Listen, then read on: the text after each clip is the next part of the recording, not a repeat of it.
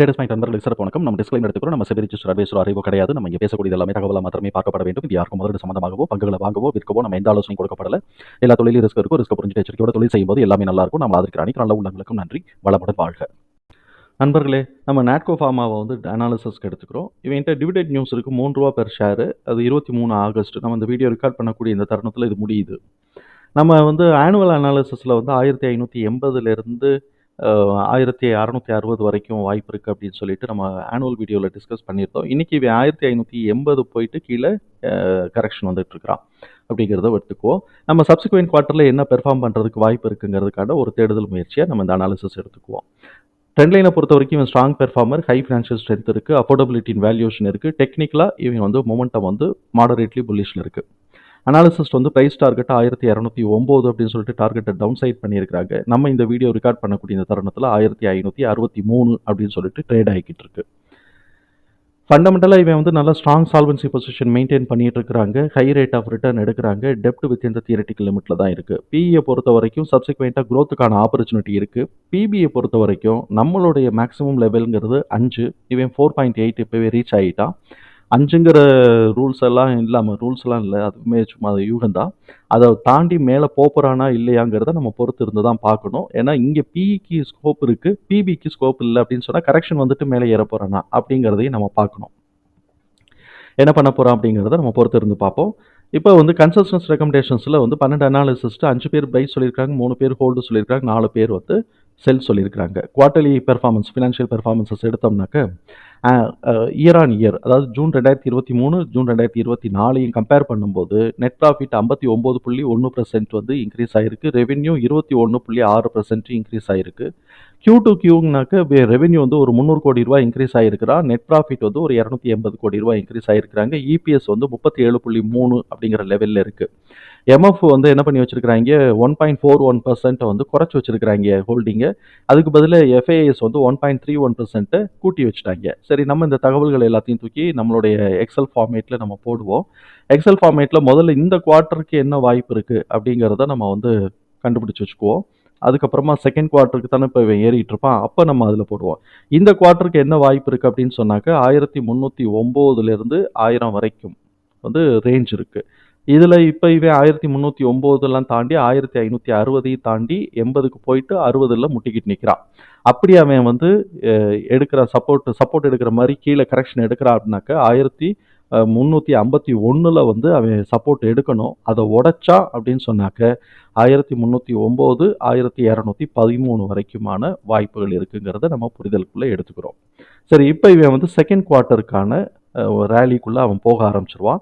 Second குவார்ட்டருக்கான இபிஎஸோடைய TDM வந்து நம்மளை பொறுத்த வரைக்கும் 22.85. ஸோ 22.85 நம்ம இங்கே போட்டு இதை பூரா அட்ஜஸ்ட் பண்ணுறோம். அந்த இடத்துல 22.85 அட்ஜஸ்ட் பண்ணுறோம். 22.85 அப்படின்னு நம்ம போட்டதுக்கு பிறகு நமக்கான ரேஞ்சு வந்து 1663லேருந்து 1278 வரைக்குமான வாய்ப்புகள் இருக்குது. இதுதான் ரேஞ்சு. இந்த ரேஞ்சில் இவன் எவ்வளோ தூரம் போகிறாங்கிறத நம்ம பார்க்கணும்.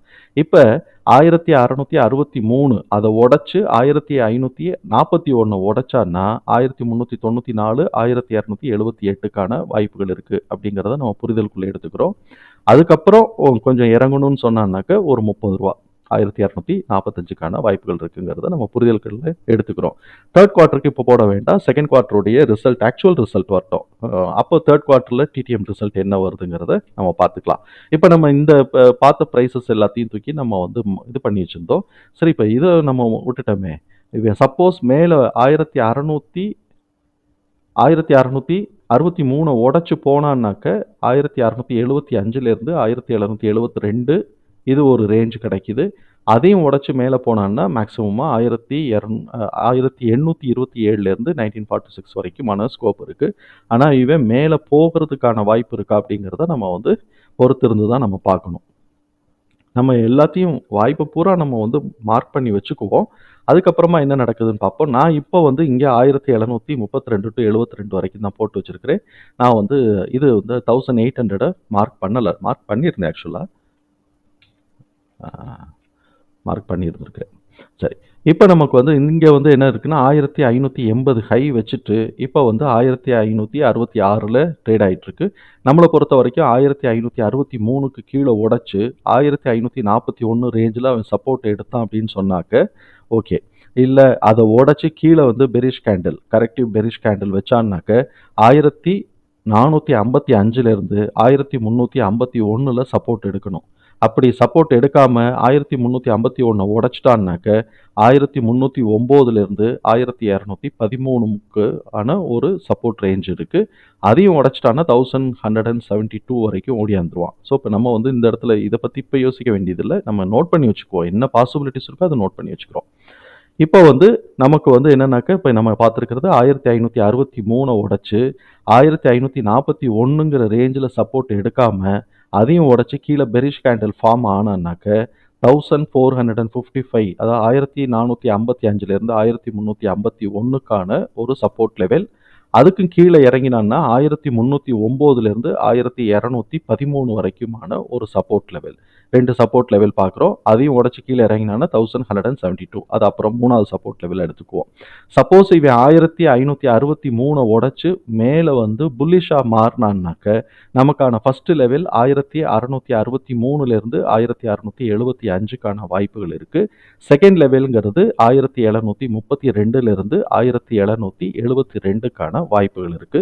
மேக்ஸிமம் அவன் போறான் அப்படின்னு சொன்னாக்க 1885க்கான வாய்ப்புகள் இருக்கு அப்படிங்கிறத நம்ம புரிதலுக்குள்ள எடுத்துக்கிறோம். ஸோ, இப்போ இவன் வந்து எங்கே கரெக்ஷன் ஆகி இங்கே எங்கேயாவது சப்போர்ட் எடுக்கிறானா, இல்லை மேலே இப்படி போயிட்டு கீழே இறங்குறானாங்கிறத நம்ம பொறுத்திருந்து நம்ம பார்ப்போம். ட்ரெண்ட் எப்படி இருக்கோ அதுக்கு ஏற்ற மாதிரி நம்ம வந்து ப்ளே பண்ணிக்கிறது நல்லது. அநேகமாக தகவல் நமக்கு பயனுள்ளதாக இருக்கும் நான் நம்புகிறேன். தகவல் நமக்கு பயனுள்ளதாக இருந்ததுன்னா சங்கருக்கு ரொம்ப சந்தோஷம் தான். நம்மளை ஆதரிக்கிற அனைத்து நல்ல உள்ளங்களுக்கும் நன்றி. வளமுடன் வாழ்க. நண்பர்களே, நமக்கு வந்து இந்த வீடியோ பிடிச்சிருந்துச்சு அப்படின்னு சொன்னாக்க லைக் பண்ணுங்க, நண்பர்களுக்கு உதவ ஷேர் பண்ணுங்க, நட்புக்காக சப்ஸ்கிரைப் பண்ணுங்க. நன்றி நண்பர்களே.